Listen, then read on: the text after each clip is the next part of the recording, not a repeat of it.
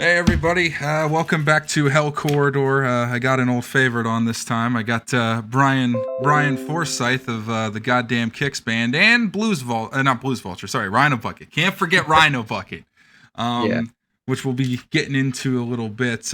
Before going forward, I want to extend my condolences to the Osborne family. That was a very tragic loss. We lost Ozzy Osbourne a couple weeks ago. I did not take that too well. I always knew that was one I wasn't going to take too well. I'm not sure how much you are, how big of a fan you are of the Ozzy or Black Sabbath, but he was an influence to me for sure.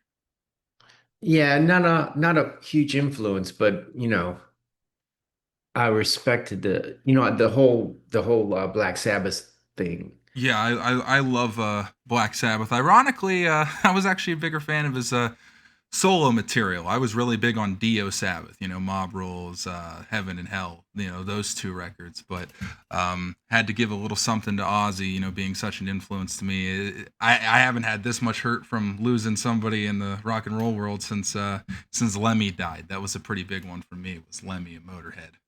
Yeah, that was sad.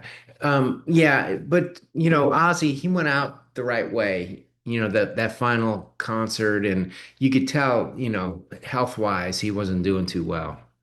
I think he knew. I think he knew it was on the horizon. You get people that right after they stop working or Yeah. right after they, kind of slow down like that, they die. I mean, it's very good that he got to go out the way he did playing that last show to 40,000 fans. I would have loved to have been one of the ones there, but the fact he was able to go out there, I didn't think we'd get Sabbath ever again. I saw Sabbath one time with Ozzy, but Bill Ward wasn't there. So but moving on to our wonderful guest here, Brian Forsythe, who, as I mentioned, Kicks band, of course, the Blues Vultures.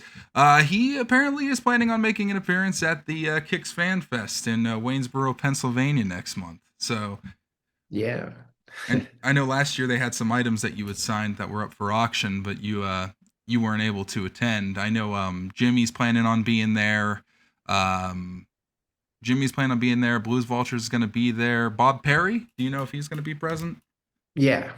Um, Jimmy was there last year. I hope he's there this year. And Steve, well, I don't think Steve wants to go.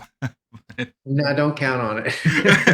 From what I understand, he's just sitting in his pool and smoking weed. But Eating gummies. anyway, unfortunately, Rhino Bucket is not going to be able to attend due to unforeseen circumstances. From what I understand, I hope everybody's doing all right, and hopefully, Yeah, that's unfortunate. We booked that gig first, and then we planned on booking other shows around that to sort of offset the expense, of travel travel. Yeah. expense. And we just couldn't get a couldn't get a gig, so George decided to pull the plug on it. Oh, you So guys. No, that's unfortunate. I would have thought you guys would have played Ram's Head or something. Big following in that area for the Kicks band. yeah, unfortunately, it's not that big of a following for Rhino Bucket. It's all good. I recommend everybody who watches this, listens to it, however you're consuming it, definitely give the last real rock and roll a listen. That was an absolutely wonderful record. Me personally, my experience with Rhino Bucket was they were at M3 in 2015, and I had gotten false information before I went in. My uncle thought it was Donnie Purnell's band, and Uh, then I went into the pavilion, sat down, saw you up there, and I was like, yeah, I can almost guarantee you Donnie Purnell has nothing to do with this. I had never heard of you guys before. Great show. And then a couple years later, I picked up one of your last Real Rock and Roll CDs in 2017, which I think was the last time you guys played there. And start to finish, it's a banger of a record. And yeah. we need more records like that. And I mean, we're going on 8 years. It's been a little while, but hopefully, maybe one day we can get something for Rhino Bucket. How did you get involved with Rhino Bucket? Because Kicks had been underway for quite a while before then. From what I understand, you joined Rhino Bucket on the little off period between Kicks and the reunion. So how'd that Yeah. get started? Well, I was a fan of Rhino Bucket from the beginning. I remember, getting their first CD on when we were on Atlantic, we used to periodically um, around the country, like in the area rep from the label would show up and he'd have a box full of like promo CDs. So we'd all sort of go through and take the ones we wanted. And that I ended up with the Rhino Bucket CD. And I was thought, man, who are these guys? When we were out, I forget what was it. It might have been the Hotwire album when we were recording that out in LA. Um, I picked up a music paper and noticed that Rhino Bucket was playing at this club, and so we all went down. The whole band went down to see him. And they played a couple times during that time. So we every time they played, we went and checked them out, and I met him, and we became friends. And then I kind of lost touch a little bit. And then during the '90s, when I was living out in LA, I was in a bunch of different bands, and Reeve, the bass player, just happened to be in this blues band that I joined. We became friends, and then when him and I went on to a couple different bands in that time period, and then we eventually hooked up with George. And it wasn't officially Rhino Bucket, but it was this band. It was called Deep Six Holiday. So Mm. it's George, Reeve and me and this other drummer, this guy named what was his name, Rich from Tattoo Rodeo. And so we started sort of messing around with songs, and we didn't play any Rhino Bucket songs. We had new songs Oh, okay. that that eventually ended up on that first Rhino Bucket record that I recorded with them in the early 2000s. But we actually were playing gigs around, and this is right at the end of the '90s when when uh, Hmm. when I had all those issues with drugs and stuff, and I got arrested, and so that sort of put a that was the end of that band that version of that band. So after I got out of rehab, like I went through rehab and sober living, and so I was out of the picture for a good year and a half. And and right around the time I got out of the sober living, George calls me, and um, Ricky Rackman was trying to resurrect the Cat House at the time, and it was at a different location than the original Cat House, but he had Junkyard do the first show, and he wanted Rhino Bucket. I mean, the first night because it was a Hmm. weekly thing.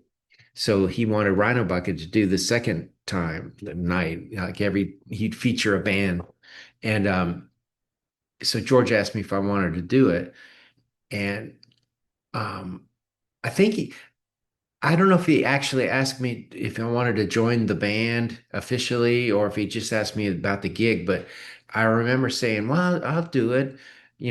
So I had to learn all those Rhino Bucket songs, and we ended up doing that gig. And this is with the original drummer Yeah.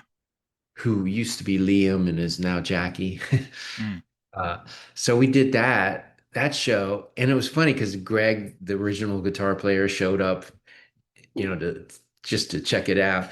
Um, and after that, we got a couple more gigs, and I just went ahead and did the gigs, and then we started all of a sudden started working on new songs, and we got a some guy asked us to do the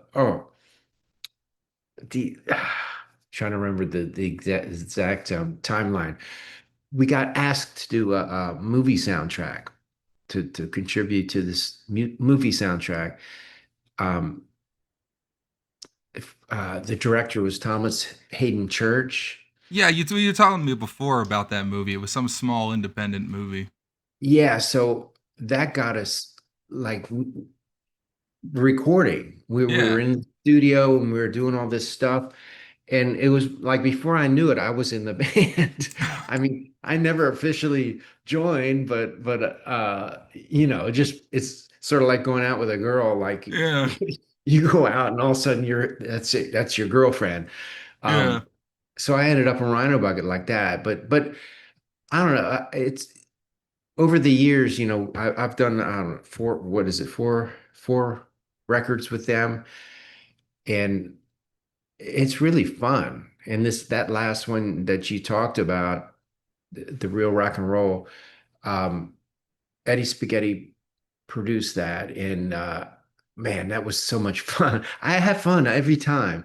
There's just something about, I mean, it's fun to play live, but it's especially fun in the studio. You are the only person I know of that is in that was in two bands that contributed to the Wayne's World soundtrack. Yeah, that's true. Although Cold Chills was not actually on the soundtrack CD for Wayne's World, but I never remember the name of the Rhino Bucket song that's in Wayne's World because I Oh, don't even know. Huh? it's called Ride With Yourself. Oh, okay. I've watched that movie a million times, and for some reason, I'm never actually able to point it out. I mean, even Cold Chills, you kind of have a hard time hearing it, but yeah, it's really interesting because that song is on the Wayne's World soundtrack CD and cassette, but Cold Chills isn't actually on the. Do you know why that is? Why Cold Chills is in the movie, but it's not on the soundtrack? That was because it was a decision Donnie made. They wanted because that song was on the record on our record, and they wanted a song that wasn't on our record, a Oh, different song, and Donnie insisted on them using that song. So they didn't put it on their record, and it turned out to be a huge hit, and that was a big mistake. that was like one of the last hurrahs that kind of genre of music got before it went all grunge was that particular soundtrack. So it's really unfortunate that Kicks could not be on the CD itself. I didn't know that the Wayne's World soundtrack was looking for original songs, but it makes sense because I know Red Hot Chili Peppers also had a completely original song that Yeah, was for the Wayne's World soundtrack. There aren't a lot of songs on that soundtrack, I think, that are not originals. yeah. And I know because after Hotwire you were in Kicks but you weren't in Kicks, like there was some sort of a you weren't a touring member or were you not an official member? Well, I left the band in early '93, and then they decided, they went on to record the Show Business album, and they just hired me as an outside person to come, and because I'd worked on all those songs on the demos and stuff, so uh, they called me in to help record that. How was that experience? Was it different than working with them previously? Yeah. Yeah, I think not being in the band, it made it lifted a lot of the restrictions, and it there was less constraint. Donnie had it's like he had more respect for my guitar playing at that point, and he let me go, let me play, what I wanted to play. Before that he was always, squashing me and Ronnie, Mm. telling us what to do. So yeah, that was a fun record. And it was also self-produced. So we just had, we did it on at our own studio. Oh, that probably So would have been a lot more fun, a lot more raw to work on, I would say, not going to Atlantic for it. yeah. Because I know the last one Atlantic put out was that live record, which I think internally was referred to as contractual obligation live. Yeah. I'm kind of surprised it took that long to put out a live record for Kicks because it seemed like every band around that time had a live record that was out. Yeah, yeah, that is weird. What do you know about this? I heard Steve talking about it on his little podcast he does. If you guys want to check it out, Steve and Rick's podcast, it's a lot of fun. Steve talks about some off the wall crap. It's really funny. But there's like a box set that's out now um, on Amazon called Cool Atomic Kicks. At first, I thought that's something I'd want to buy, but Steve said not to buy it. What do you know about that and how that came about? I'm not really sure. I mean, I think the first I heard of it was on Steve's podcast. So I don't know what the deal is with that. I mean, I don't know if we would get any money from that or not, but yeah, I ended up doing a podcast interview for that. And I had no idea what to say what, about it what because it was. yeah. That's really bizarre that like you guys' music gets put out and you don't seem to know that it's you don't seem to know that it's getting put out. I guess from what Steve was saying, I don't want to take too much out of his mouth because you know it's his podcast and everything, but it's like apparently some company maybe in Europe or something purchased the rights to distribute the music and then they put out a box set that has everything on it except show business, which you haven't been able to get show business for a long, long time. I don't know what's going on with the rights to that, but now there's just this big box set out there, but Steve said nobody was going to get any money for it, so I was like, I don't think I'm going to buy it then.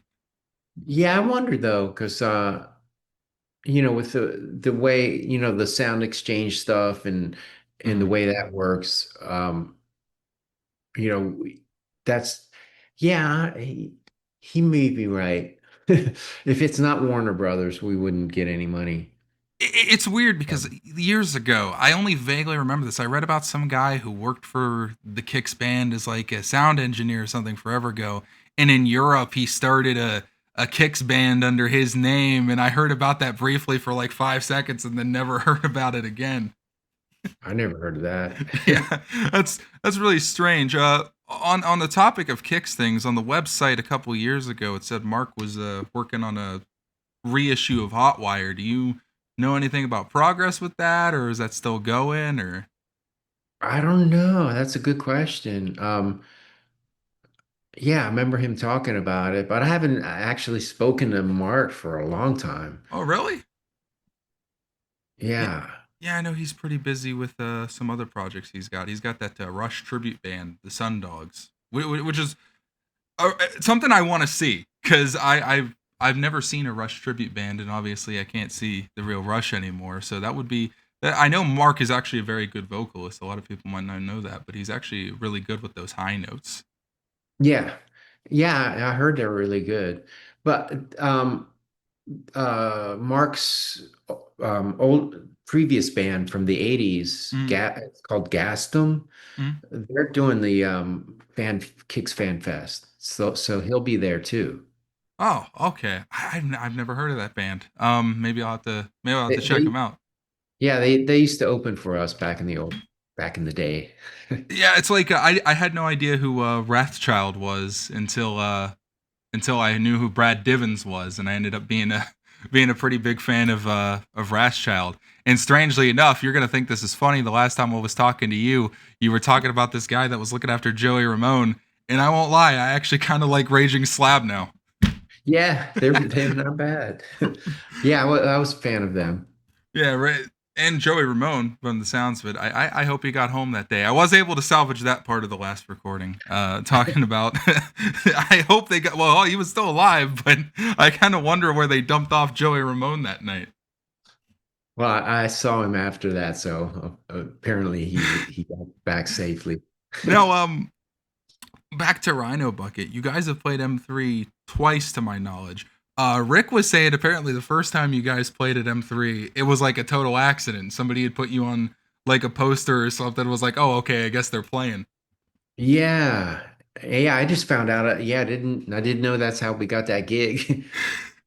Yeah, I was listening to Rick talk about that. Like he was calling, and the managers of the festival were like, "No, no, no, we got too many places." And then Rick called him and said, "Hey, what's this about?" It says Rhino Bucket, and they're like, "Yeah, I guess Rhino Bucket's playing." Yeah, Is there? lucky for us. I'm very shocked that Rhino Bucket hasn't been back. I know you guys just did the cruise not too long ago, the Monsters of Rock cruise. Right. Yeah, we've been trying to get on the M3 thing. Every year it's the same thing. But the problem is we don't really, we used Rick to get us on there before, and he's not really our official booking agent, and we don't really have a booking agent. And Oh, Sullivan Big has most of the acts on M3, and yeah, he don't want anything to do with Rhino Bucket. Oh, I got you. Um, I was looking at some stuff from M3 this year. I know last time I spoke with you, we kind of went over the lineup a little bit, and you were kind of saying what I've been thinking for years, which is they seem to have like the same 5 to 10 acts every year, and then they throw one in there that's kind of different. The real stunner this year was David Lee Roth on Yeah. Night Two, and he actually didn't sound bad at all to me. I mean, some people can be overly critical, but for a guy that's 70 years old, I thought it was pretty impressive for him to go out there and have a good time the way he did. I mean, I see some people there in their 70s and they're still singing pretty decently, and I'm like, man, it sucks because some don't hold up so well. Yeah. Like I'm going to see Alice Cooper in 2 months, and I haven't been made aware. I know he just put out some music with his original band, but I haven't been made aware if he's touring with the original band yet or not. I'm not too sure because he's touring with Judas Priest this fall. Yeah. Yeah, I don't know if that's a full tour with that with his original band. Wasn't that one of the first bands you guys opened for? Was Judas Priest Yeah. Yeah, we opened for them at the Baltimore Civic Center. and Iron Maiden? I think that's the only time Iron Maiden and Priest have toured together. Yeah, that was back. Yeah, Iron Maiden was nobody knew who they were back then. Any out of curiosity, do you have any projects right now that aren't Rhino Bucket related, or is it just kind of just Rhino Bucket going on? Well, I did that benefit show this past January with Bob Perry and Brad Divins and Shannon Larkin. Um, and we're going to do it again this next year, next January. So something might come of that. We might do some other gigs with that band, but nothing full time yet. No, okay. I can tell you seem like more 100% now. I mean, when your stage presence, I saw some things from that show, and you seemed a little more comfortable. I mean, I hope you don't mind me saying so, but that last kick show, you looked kind of. I mean, you didn't look slow or anything, but you just didn't have that normal kind of coolness that you like to throw out there. You know what I mean? Yeah, that part hasn't come back yet, it seems. My playing is almost completely returned, but yeah, the moving and playing, I'm still working on that. Yeah. Well, that's the one thing the Kicks band always had is a heck of a lot of movement on stage, and I think that's kind of what Mhm. got everybody's heads turned to you guys. You guys would play at a festival, kind of seemingly like in Florida or somewhere else where you might not have been very popular, but everybody was just like, "Whoa, like what's going on over here?"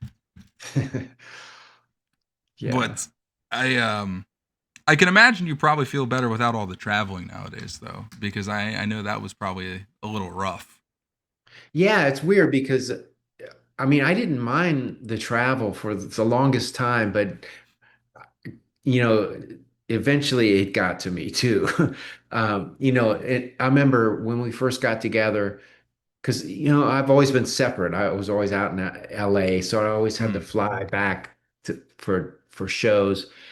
And I remember somebody asked me about travel one time, and I said, "Oh, I love it. I love airports and rent a cars and I was I just loved that. But then near the end, it's just like Steve. I got to where I was like, oh, back to the airport and lugging my guitars and yeah, that it gets tiring after a while. Do you think the COVID break might have had a little something to do with it? Like it kind of might have amplified that. Like you got a year or two off, you're not really playing at all, and then you kind of have to get back into it. And did you fly from Tennessee up to Baltimore to do those shows? Or oh wow, yeah. Yeah, well, that's actually not a bad flight because that's only about an hour or so, or an Mm, hour and 20 minutes or something. But yeah, I think COVID, it sort of, it hit about a year into living here, and it sort of made everything stop. And then mm. I was here at this house, and it I was enjoying like being here at the house and with my cat and and then it started back up and I remember the first few gigs I was like, oh man, I got to do that again. And it just showed me that there's a slower pace that's more attractive. Yeah, a lot of people don't understand that is work for you guys. It was your job. It was work. Like I Yeah. remember we when I was waiting for the last show at Merriweather, Steve had actually pulled up in his car and he was chatting with somebody briefly, and my dad's like, "Why don't you go ask him for a picture or something?" And I'm just like, "He's at work. Why would I bother him at his job when he's just trying to get something done?" I mean, I I know Steve was talking about he went to Merriweather this year, like for something before M3 or whatever, like some sort of banquet or something to meet up with Sullivan Big. And he said he just got swarmed as soon as he went in there, and everybody was asking for a picture, and he had to say no, because if you say one yes to one of them, you're gonna have to say yes to all of them. Yeah. And I knew I went to see LA Guns a few months ago. I had told you about that, and somebody said that they had seen a couple of you guys at a Sheetz gas station after a show and got to take a picture with some members of the Kicks band. I think it was Mark and Steve, and I can't remember who the um third member Maybe they were with. maybe Jimmy. Did you guys travel together? You living in Nashville. Like, say you went to the whiskey. Did you guys meet up first and then travel to L.A., or would you take different flights? Uh yeah, I'd fly in separately. Oh, okay. I can imagine. I can imagine that probably gets old after a while, though, all those flights, because Kicks would play like what 20, 30 shows a year, probably more than that. I might be underestimating it, but it's like you would have that theater in St. Charles, Illinois, and then Raleigh, North Carolina, and then you have to go to the. I can imagine like one schedule, one itinerary that would probably suck. Is you guys would be out in L.A. playing the Whiskey a Go Go, and then you'd have to come all the way back to Pittsburgh to play at Jurgles. Yeah.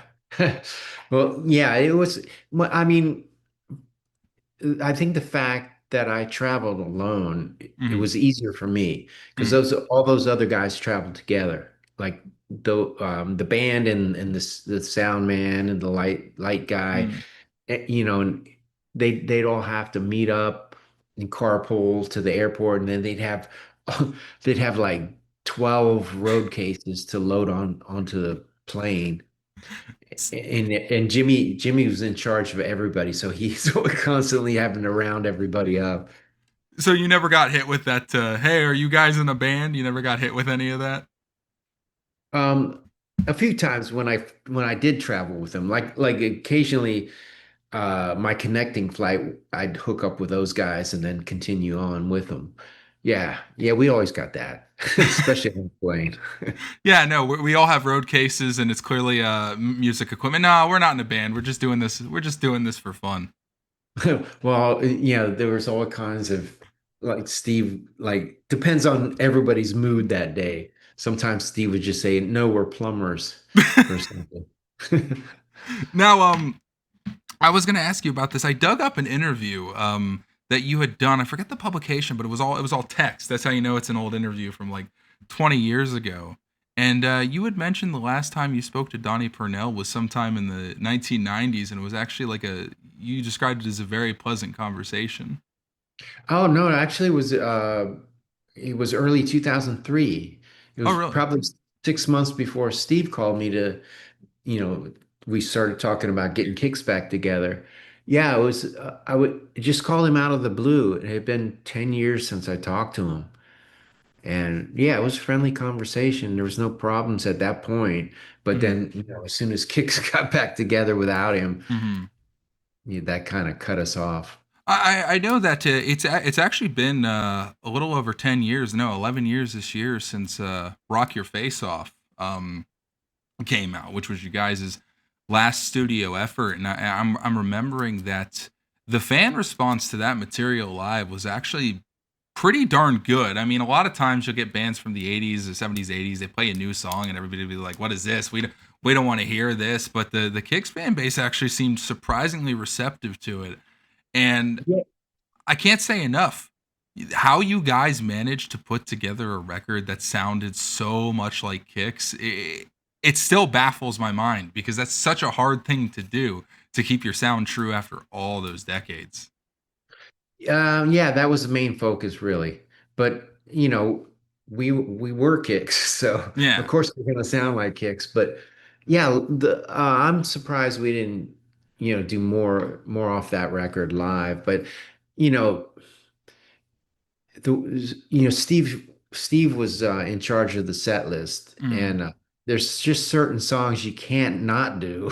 Yeah. And by the time we filled the set list with all the songs that we had to do, there was only a couple like one or two slots to fill that we put a new song in. I know that you guys did so many M3 shows that they might kind of blend together, but if you remember in 2016, you guys actually had a really robust, really diverse set list that year. Like you played like 3 songs off Rock Your Face Off. You played I'm going to forget the name of the song. You played it a lot near the end. It was off Show Business. I never remember the title of it. If I had a I can, guitar, I could start playing it, but I don't actually know the name of the song. it's Yeah, now that you said it, I can't think of it. Yeah, Da, da, I da, remember. da, da. Yeah. Yeah. We'll get back to that. We know what song we're talking about here. You played that song, Cold Shower. Like you had a very big, very diverse set list that year. And I remember that was I don't think you guys actually played Yeah, Yeah, Yeah that year. For a couple of years, you guys actually put Yeah, Yeah, Yeah away. It seemed like you didn't play it for 2, 3 years. Yeah, Steve got sick of doing that. And I remember there were sometimes you guys would actually take a poll. Like Steve would take a poll at the end, like, all right, do you guys want to hear Yeah, Yeah, Yeah, or do you want to hear Midnight Dynamite? Yeah, that's right. And you saying it's due to Steve getting tired of the song, like he gets tired of having to improvise that little rap every single day. Yeah, he got sick of that because yeah, trying to come up with something new. I know that I heard my dad always said that Steve should do stand up comedy, and it's like it's one thing to have a couple jokes you sprinkle into a show, but it's another thing to sit there for an hour and just kind of harp on about things. But from what I understand, you were one of the funny ones. Apparently, you were the one that came up with all the nicknames for for all the people you came into contact with. Yeah. Like you guys had a what was it like a Scottish guy who worked on your road crew? Oh no, he was our tour manager, Oh, and then he eventually that he was a tour manager after the first record, and then eventually he became our manager after Cool Kids. oh, so he was the manager for the entire band. Yeah, Oh, how was he to work with? What was the guy's name? I never got any information about him. his name was Alex Scott, Hmm. Was he good to and work with?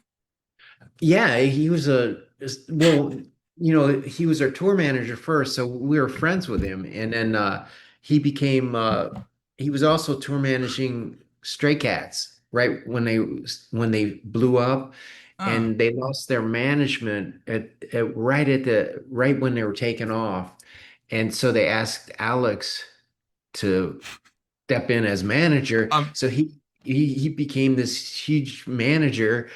So of course we're going to ask him to manage us, but then he didn't know what to do with us because we weren't in the same. You know, yeah.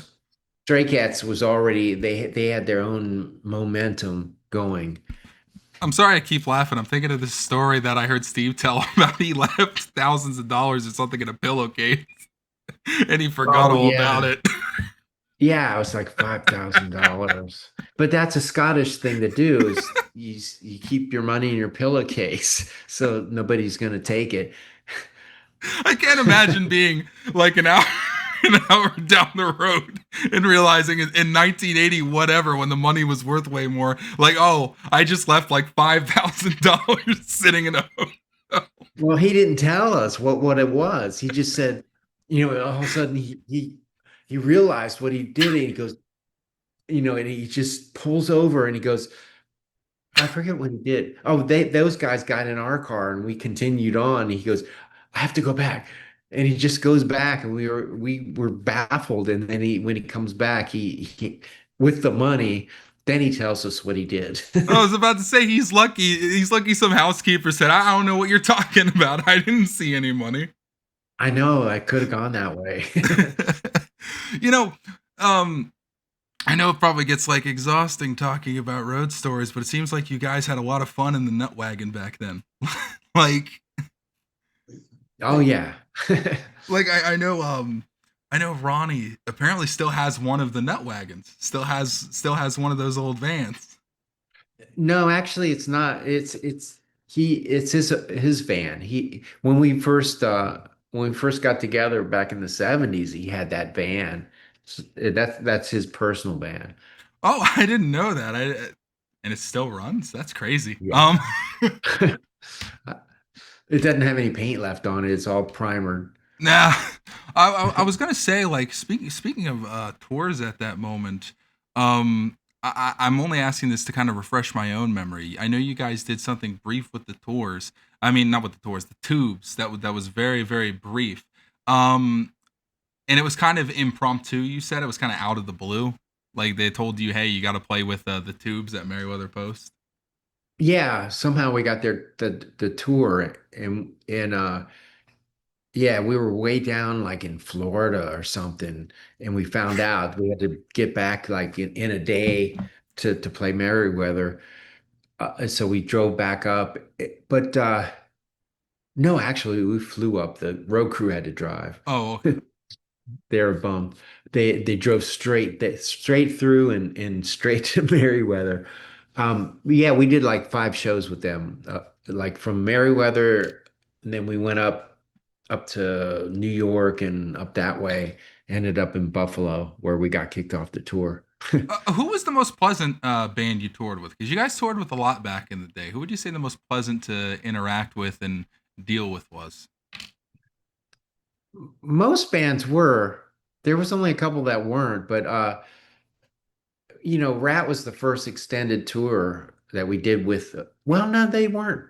We did a few before Rat, but it was like a combination club tour and Hmm. like with the Romantics. We did one like it was club. Well, no, that was mostly clubs. We did a tour with Grand Funk, which was a combination of clubs and That arenas. made Steve happy, I'm sure. Oh yeah, that was cool. But yeah, every band that we've ever done a tour with, we got along with it, except for Triumph and I the know two. I know some bands. I've talked to members of some other bands, and they've said that like they suffered occasionally from like if they got on a like a bill with a really big band, even if it was for just a couple shows, there was kind of this like syndrome of oh, who are you? We're way too big for you. And I didn't know if Kix ever had that kind of experience. Well, with Triumph.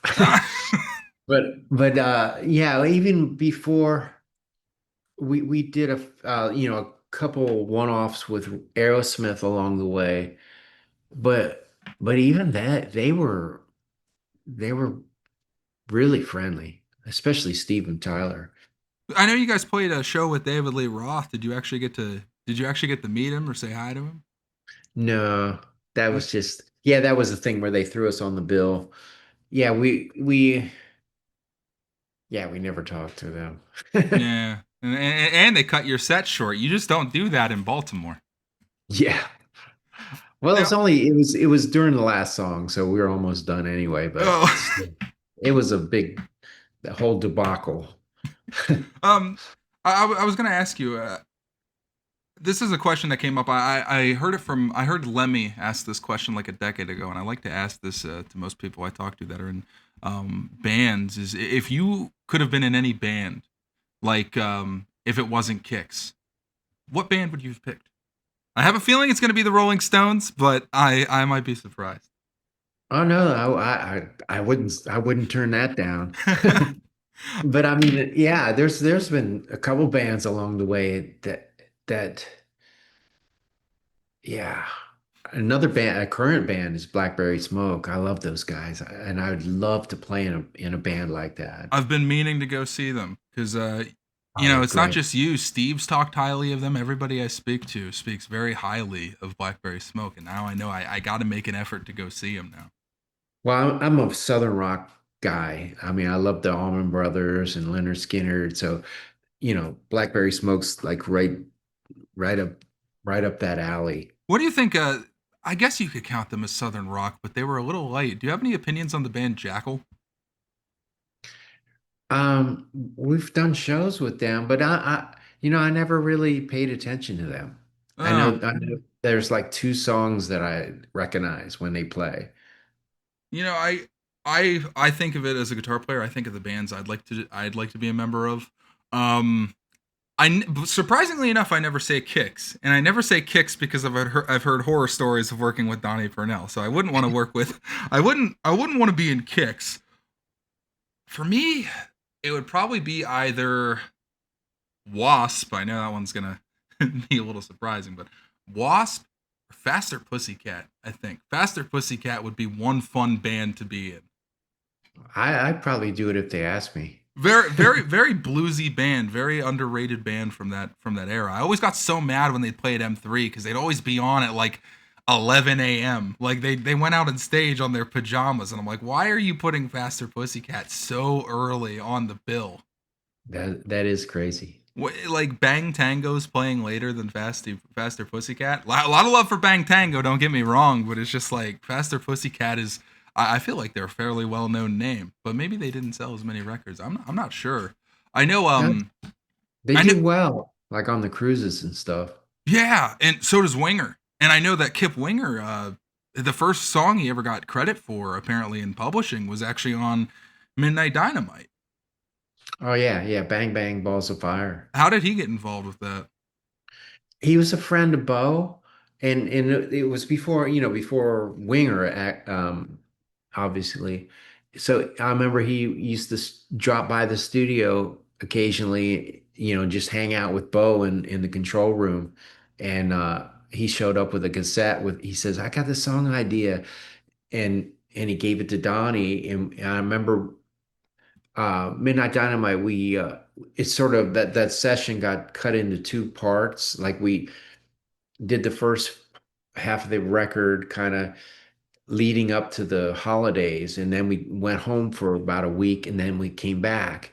And so during that break, Donnie wrote that song. He took the that idea that Kip had. It was just a guitar lick and then a second part to it, and And, made me and he yeah. basically told you guys, hey, work with this. Like, because how would it work? I know he was the principal songwriter. Was he a guitar player? Was Donnie a guitar player? Or Yeah, he could play guitar. oh, okay. So he would kind of give you guys a rough idea, and you would kind of build on top of that. Then Yeah, and I remember hearing the cassette that Kip gave him. I remember trying to learning that lick for the first time off of that cassette that before Donnie even finished writing the song. I liked listening to the demos you guys had on the reissues of Midnight Dynamite and Blow My Fuse because you could actually kind of see how songs were able to take shape over time. Like Midnight Dynamite, like the early demo, it's not really the same song. It has no hook to it. The way the vocals kind of go over it. It just didn't have that punch to it. And then over time, apparently it was Donnie's idea to put in that second rhythm guitar part to it, and it all came together. Yeah, I did that happen a lot. I remember blowing my fuse. The original, I mean, I remember working on that song. There was a whole different chorus um at one point, and Donnie and I thought it was good, and Donnie just threw it out and replaced it with what it is now. And I wish I don't have a copy of that I've never demo. heard it. I kind of wish I could hear it now. Yeah, I don't think it was one of those deals where when we finally got done working on it and we made demos for ourselves, we'd run off Hmm. a copy on the tape machine. I must have taped over that or something because I have everything else that we've done. I have a whole suitcase full of cassette tapes, demos. Were you involved with any of the songs that were recorded on the Thunderground demo that you can get bootleg nowadays?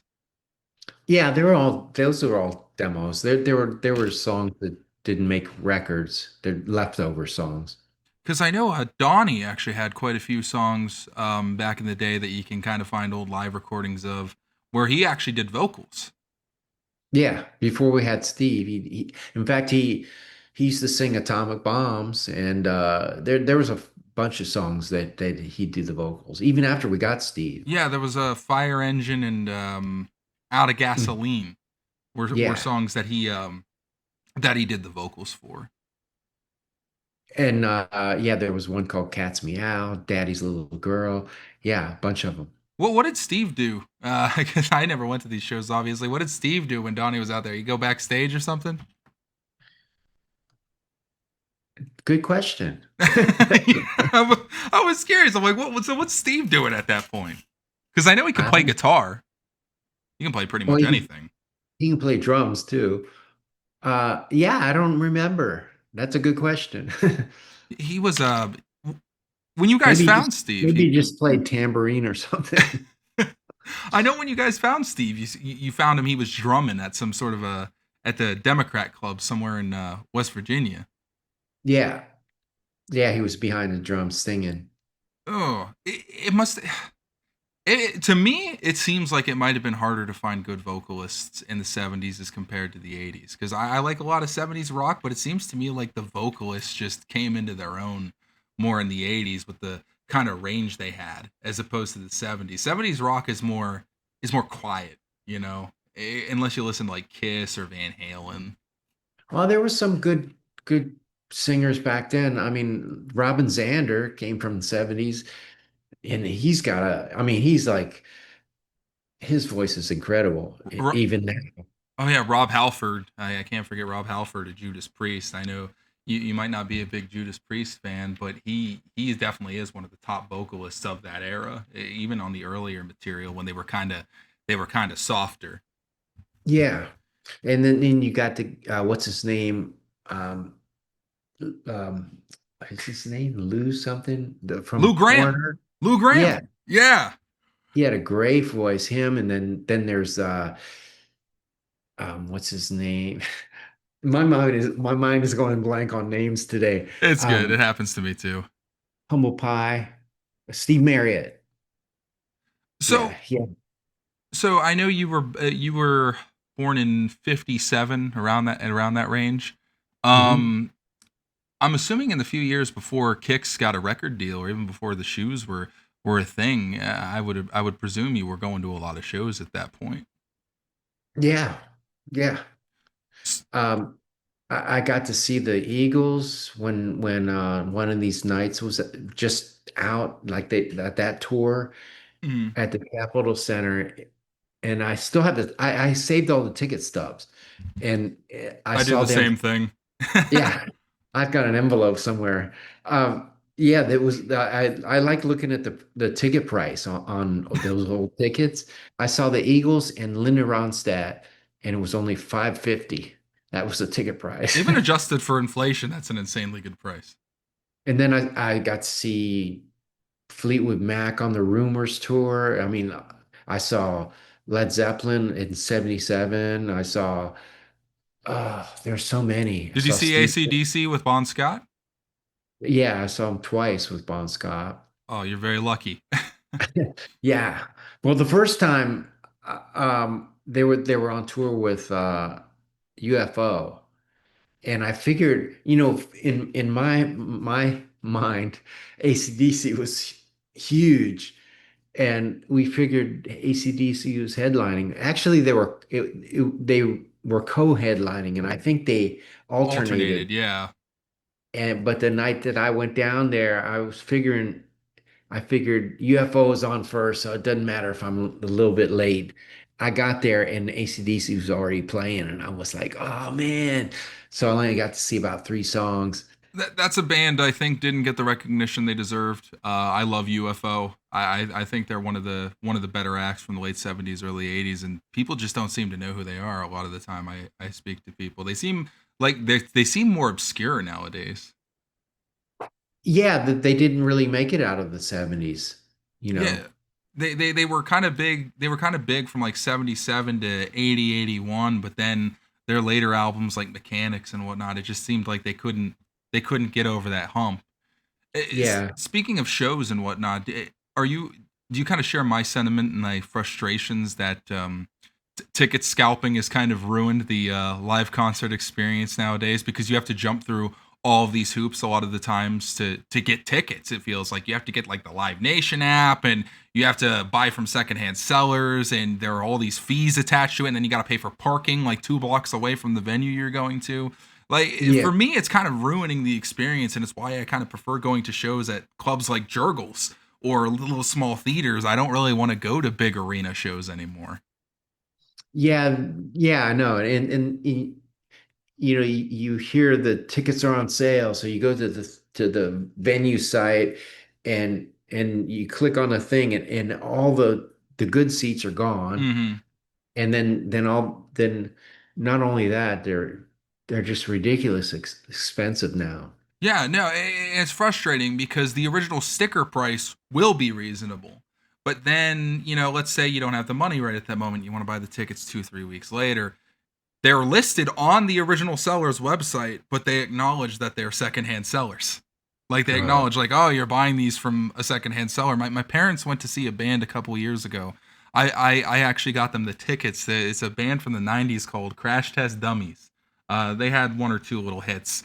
Um, and the first 3 rows were gone on day one, but then they showed up, and out of a you guys played this venue once. It was the Palace Theater in Greensburg, Pennsylvania. It was like an old timey looking theater, um, huh. and it's like a 1,500 seater. The Is crowd. it is it near Pittsburgh? Yeah, it's about a half hour east of Pittsburgh.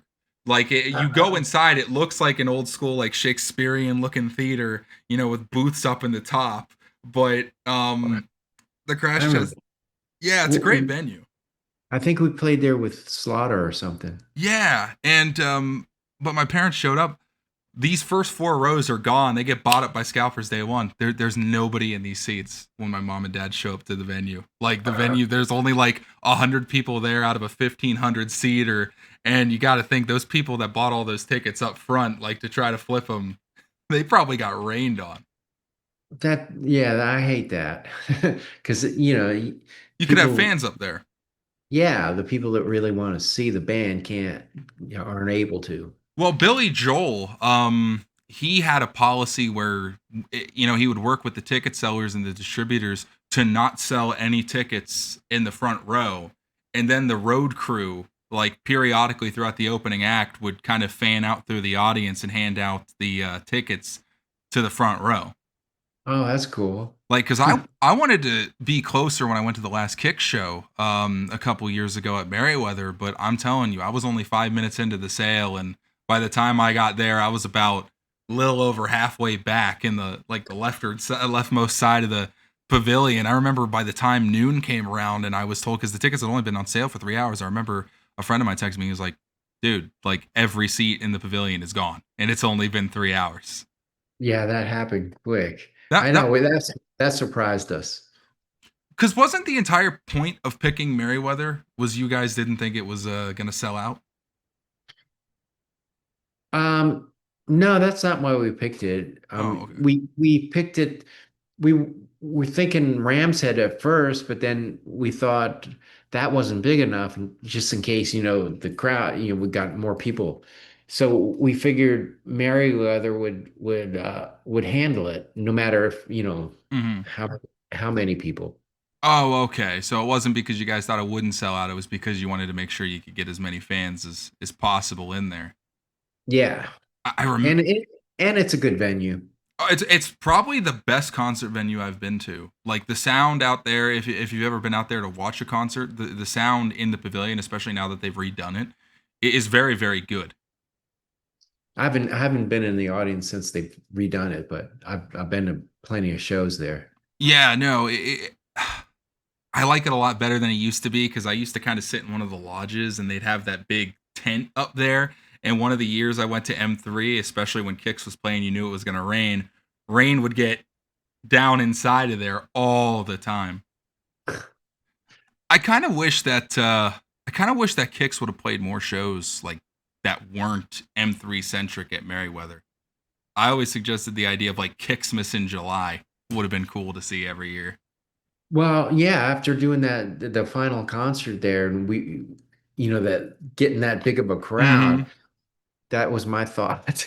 I thought, man, we should have done this sooner. I, You I know, tried. we Yeah, never we realized that we could draw that many people, even in that area. I tried to get a petition circulated like a week or two before that final show. I knew it wasn't viable, but I was trying to get a petition circulated for you guys to maybe do the halftime show at the Ravens home opener in Baltimore. We would have if we would have been offered. Because that's like, oh god, that would probably be the biggest crowd you guys have ever played to. Yeah, Do that you would be good. do you know what the biggest crowd you guys ever played to was? Oh, I don't know. I mean, at these festivals, Mm-hmm. hard to tell how many people are there. I know we've done a bunch of arenas. I don't know what the Spectrum holds up in Philadelphia. Well, it doesn't exist anymore, but uh, yeah, I wouldn't know. Maybe 20,000, 30,000 at the most. I know you guys opened for Guns N' Roses a couple times back in when they One. were a club band. Oh, it was just Yeah, once? yeah, Yeah, and they were a yeah. club band. Yeah, the Troubadour. And in fact, that show that we opened for them, that was their first sellout show. Ever. So And they weren't even on a label yet. no, I think they had I don't know how that, I think they had put out an EP or something first, Hmm. a couple songs or four songs or so. So their official album wasn't even out yet. Well, Axel, he was in a band called Hollywood Rose for a few years. And was Tracy still in the band? Tracy Guns? He was in Guns N' Roses for a little while. That's where they got the name. When you guys were opening for them, do you know if Tracy Guns was still in the band? No, it was the current, well, the what Yeah. became the current lineup. Yeah. Well, sans Steve Adler, of course. Well, Um, yeah. I can imagine that probably would have been interesting down the road a couple years after that point. You guys probably look back on it like, wow, they sold out the Troubadour and now they're selling out 30,000, 40,000 seaters sometimes. Well, yeah, they like I had heard of them before we got that show. I remember that was in 86 and 85.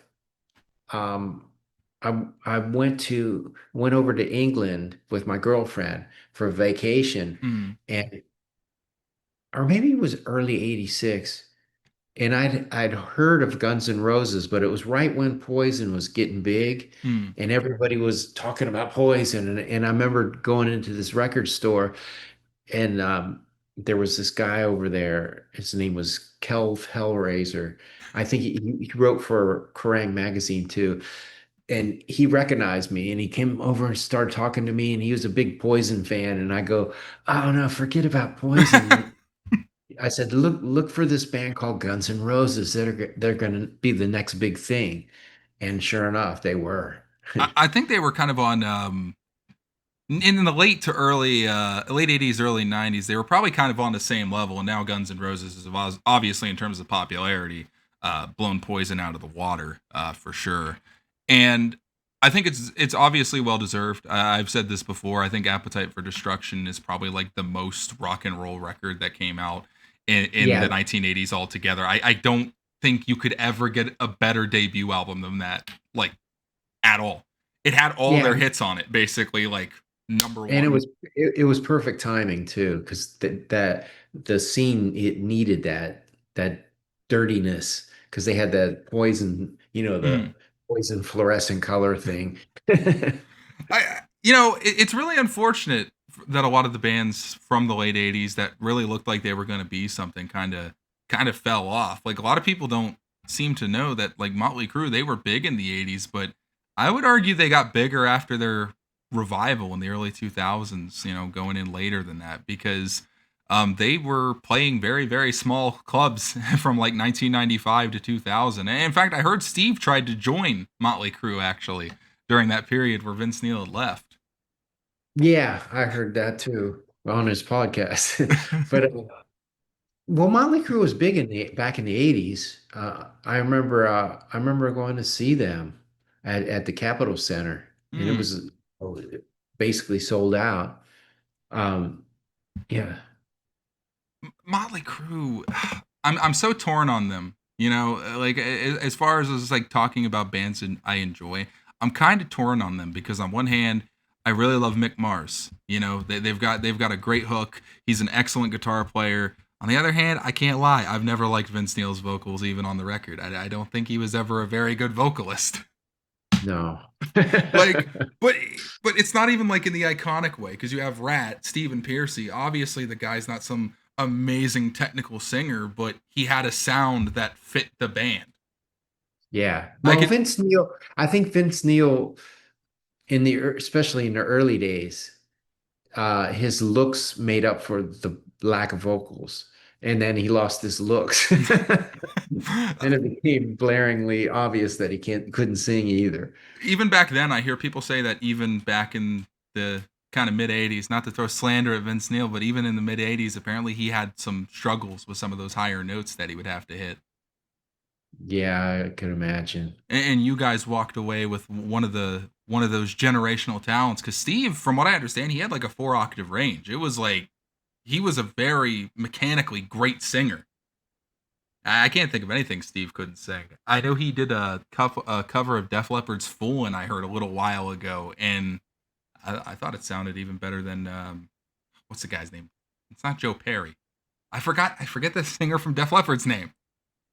It's Joe. Look at me. We're doing the same thing today. Joe Uh, Elliott. Joe Elliott. uh, yeah, yeah. No, I'm. Where was I going with this? Oh yeah, it feels like rock vocals now just don't hit that same level because like I always had a theory that in the late '90s the kind of pop punk thing came around, you know, and then metal bands felt like they had to get, you know, grungier and grungier, and that's how we ended up with the Cookie Monster vocals that some metal bands have. That I'm gonna be honest, I have friends who love that stuff. I will never understand it for the life of me. How you could listen to a guy go like it just doesn't. Yeah, I don't know. It Yeah, I know. I mean, yeah, it seems like modern rock, it just doesn't have the melody. It's kind of like a uh it's just angry. yeah, or it's yeah, there's no melody to it. It's just a formula kind Mm-hmm. of. Occasionally you'll have a band come along that, like the Black Crowes back in the, Hmm. when all the glam or the 80s hair bands were happening, and all of a sudden there was the Black Crowes and it was like something different. Um, but yeah, nowadays it's just all these that's why I think I like Blackberry Smoke so much. Yeah. Oh, and another act, they're not really recent, but they're the last 20, 25 years, like the Black Keys. They're an excellent rock slash blues band, and they have that kind of going for them. Only two-piece band I've ever heard of. They only have a guitar player and a drummer. They don't have a bass player. Yeah, I think they came out around the same time as the White Stripes. They're kind of that was the thing. But I just saw them on the Stephen Colbert show last night. Oh, the Black Keys And were on there? yeah, and it was those two guys, the drummer and the guitar player, but then they had a whole band behind them. Oh, like a whole orchestra behind them. Well, they had another the two more guitar players, the bass player and some percussionist, and they may have had a keyboard player too. Before we knock off here, I think it might be fun to kind of bounce some band names, musician names off you. and get your quick hit opinions on them. Okay. What do you think of Metallica? Uh, well, I'm not a fan because I just Mm. don't. Uh, Too heavy for but you? yeah, but I respect them, and also the guitar player from the original player from Rhino Bucket is their producer now, Oh, so really? I can't say anything bad Well, I about know him. why he's not in Rhino Bucket anymore. Yeah. Um, ZZ Top.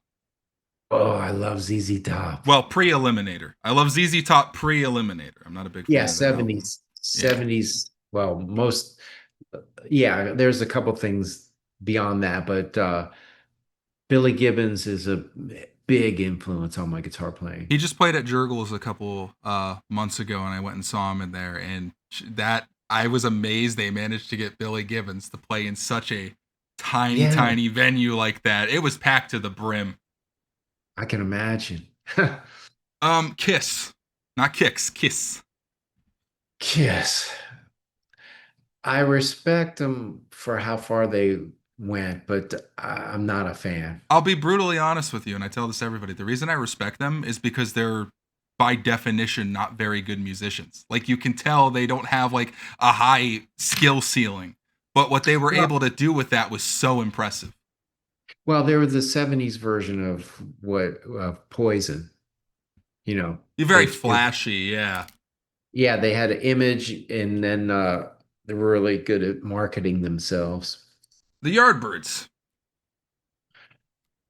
Uh, well, they were of influence on a lot of bands, including Aerosmith, but yeah, they're a little bit before my time. I didn't really get into them a whole lot, but they spawned like Jimmy Page and Mm-hmm. Jeff Beck and a lot of great people, and even Eric Clapton was in it for a while. So Yeah, Eric Clapton, Jimmy Page was yeah, in the and Jeff Yardbirds. and Jeff Beck, yeah.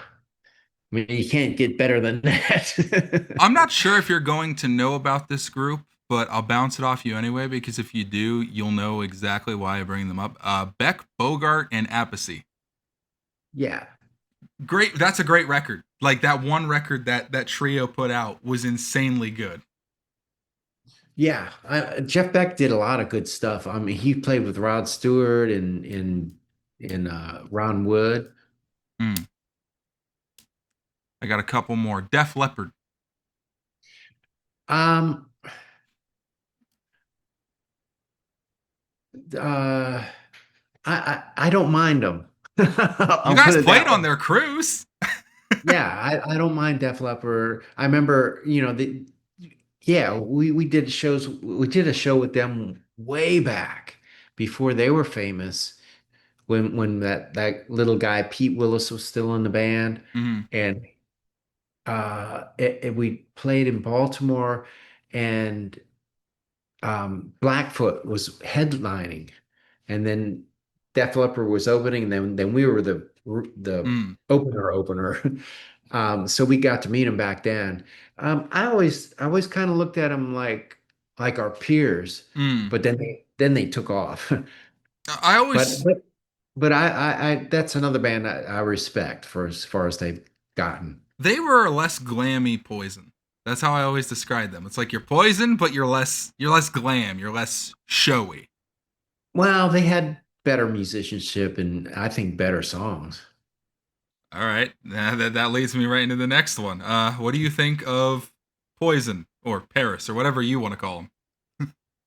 Well, I'll give them they for as far as big as they got for as little as they had to work with. Mm-hmm.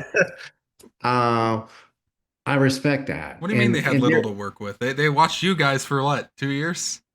well, I'm talking about they couldn't hardly Yeah. play and sing and drum. No. They just had this magic combination when they got together, but individually they weren't that good. Um, but then they were great at marketing. I'll disagree with CC DeVille. I think he is a very, very, very talented guitar player. Probably better than the band itself. I always had that opinion with like Brian May from Queen. I always thought he was a much better guitar player than anybody else in Queen was at what they did. Oh no, Queen was, No, oh I love man. Queen. Don't get me wrong. I love Queen. No, but as far as musicians go, they were all top notch. And I don't know, Freddie Mercury's vocals, there's nothing like it. I will give you that. They're very tip top. His vocals are tip top as far as like he could hit any range you could imagine. And And Roger Taylor on the drums. I mean, he was a great drummer, and his he could sing as good as Freddie Mercury. He yeah. did all the high stuff, Oh yeah, like like on Jimmy, songs like "You're on kind My of like Jimmy. Man." Yeah, with me and Queen, I have a weird relationship with them. I love everything they made from 74 to the end of the 70s. But I've never been a big fan of what they put out in the 80s very much. Oh yeah, It's well, there's very showy, very yeah. poppy, and I was not really too. And I didn't like how they put out a record in the mid 90s just using archive sounds from Freddie. I don't like that. I've never liked that. I don't think I don't remember hearing it, but yeah, they were better in the 70s, definitely. All right, just a few more in here. Funny Money. What do you think of Funny Money? Um, wow, I didn't really listen to him Really? that much. I mean, I heard a few things here and there. Yeah, I'm guilty of not listening the whole way through a record. No, you're all right. I would recommend Stick It from start to finish. Bo Hill produced that record. It's got a great sound, and I love Dean Kramer. I think he's an awesome guitar player, and from what I hear, he's a very wonderful guy to be around and to work with. I know now he's playing with Brett Michaels, Yeah, yeah. which is a heck of a band, which is a heck of a band to be a part of, because Brett Michaels still commands like a huge audience, even though some of us Poison fans, yes, I'm a guilty Poison fan. Some of us Poison fans are a little upset that Poison has taken a back seat. What do you think of Twisted Sister? They were sort of a novelty band. We did shows with them too, and they're all really nice guys. D. Especially, Snyder, yeah, yeah, he had the most unique voice in the sense that you could tell he wasn't a singer, but that worked to his advantage. Like because yeah. that's the kind of voice that will never degrade. It's like Motorhead. I know Ronnie's a big Motorhead. I'm not sure what you think of Motorhead. I liked some of it.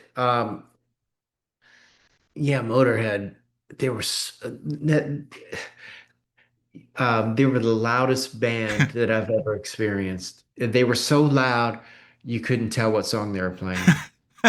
Yeah, they actually held that record. In case you didn't know, they held a Guinness Book of World Records record. They were the loudest band at one Yeah, point.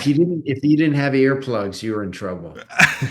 Yeah, it's kind of interesting because everybody thinks Motorhead metal because every like metal compilation CD in the '90s had like Ace of Spades on it. But Lemmy was very clear. He's like, no, this is rock and roll. This is like Fats Domino and Muddy Waters and Elvis Presley, just really juiced up. Is kind of what he Yeah, described it as. It's like really juiced up. It's just hopped up blues, yeah, all yeah. fueled by whiskey and cigarettes. I swear, man. I'm pretty sure Lemmy was born with a cigarette in his mouth. Yeah, there was probably some speed involved too. This one, nah, I'm not gonna Uh, go. let Good. me, well, while we're on the subject of Lemmy, Yeah. I got to actually be in Motorhead in a scene in a movie, the guitar player for Motorhead. You know what movie that was? Because now I got to check that out. Yeah, it's called Fresno Smooth, Oh yeah, no, I and definitely. it's spelled uh, Fresno with a Z. Oh yeah, no, I got to watch this now. Even though the plot looks really dumb, I'm gonna check that out. Yeah, it's like a cult movie. It's got cameos from all kinds of people. But if you search it on YouTube, you can actually find the Motorhead scene. And you were the guitar player for Motorhead. Yeah, it was me, Lemmy, and Randy Castillo on drums. Oh, it was Lemmy a nice guy to be around? I never knew what it Yeah, was like to interact with him. yeah, he was complete the nicest guy. That's My my ex-girlfriend actually wrote his autobiography. Lemmy, Dave Grohl from Foo Fighters actually said these words. I don't agree with him, but he said like fuck Elvis. Lemmy is rock and roll. Wow. Don't quite Yeah. agree with that, but No. I mean Elvis, you can't take anything away from Elvis. well, you're in Tennessee. I think there might be a law against saying anything anything against Elvis Presley. And before we knock off, just one more. Out of all the musicians you've gotten to experience, and all your time alive, all your time listening to music, who would you say the biggest influence on you would have been?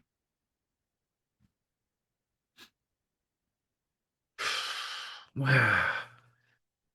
A single musician or a band or I'll let you say a band. Sure, that might be easier.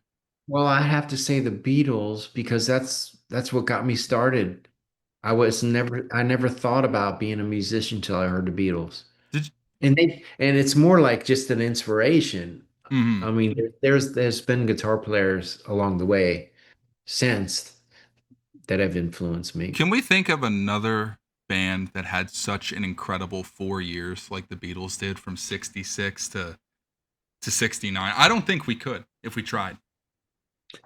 No, actually, it's from 63 to Well, I know, but I'm more referring to like from like Rubber Soul, Revolver to the end, where it's like their sound just kept getting more and more and more and more refined. there's I don't think they're and then they evolved too. They didn't just stick to one song sound. I mean, No, like AC/DC, they had that one thing that they did really well and four they just chords.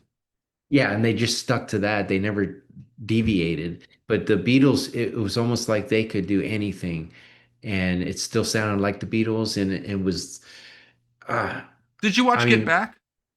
yeah, I love Oh my! that. I ate, slept, and breathed that all in because getting into Yeah. the nitty gritty of their process, it's like you could tell there was tension. They broke up like what 2 times in that entire documentary, and then by the end of it, they're playing the rooftop concert.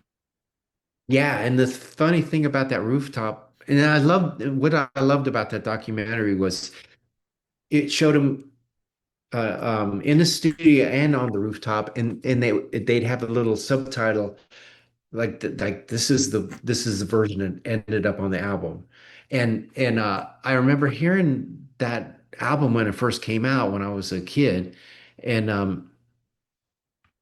I didn't realize it was live. Yeah, It sounded like a studio yeah, it's so good. Like One After 909 is like one of my favorite blues songs ever, and to think that that album. was recorded live and then just thrown on the album is ridiculous to me. Yeah, that just tells you how great of their musicianship was. For sure. I'm amazed you didn't say the Stones because I know you're a very very big Stones guy.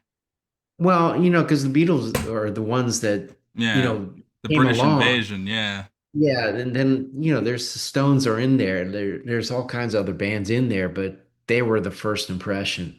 some days I wake up and I think, we really need to start thinking about what kind of a world we're gonna leave for Keith Richards.